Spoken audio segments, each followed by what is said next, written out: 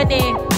Tao ko, nandiyan po ba kayo sa loob ng malaking bahay at malawak na bakuran? Mataas na pader pinapaligiran at nakapilang mga mamahaling sasakyan. Mga bantay na lagi bulo ng bulo, wala namang kasal pero maraming nakabaro. Lumakas mga ulan ay walang butas ang bubong. Mga plato at kutsara na hindi kilala ang totoo. At ang kaling na simputi na gatas na nasa kahon. At kahit na hindi Pasko ay sa lamesa ay may hamon. Ang sarap siguro manira sa bahay na ganyan. Sabi pa nila ay dito may matatagpuan. Ang tao na may maaari ng isang upuan na pa may pagkakatao'y pinaagawan. Kaya namang hindi niya pinakakawalan. Kung makikita ko lamang siya ang aking sisigawan.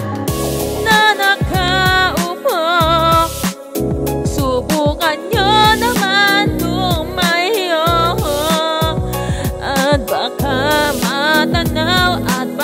matanaw ninyo ang tunay na kalagayan ko.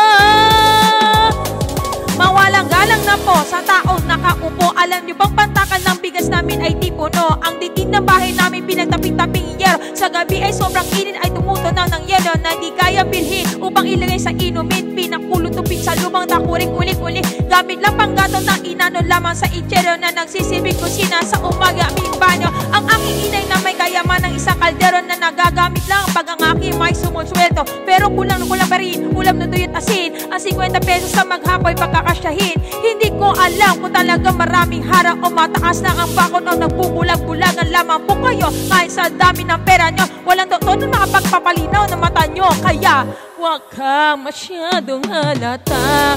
Bato-bato sa langit. Ang mata mo ay huwag magaling. O bato-bato sa langit. Ang matamaan ay huwag kang masyadong halata.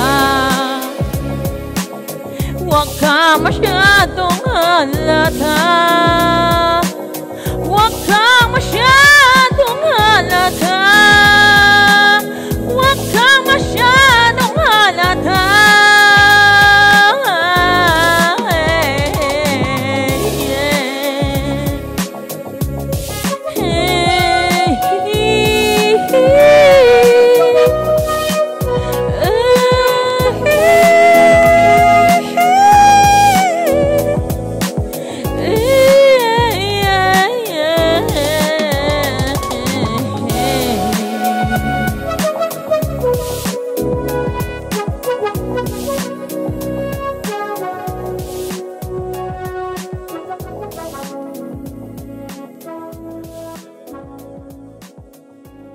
Subscribe to my channel.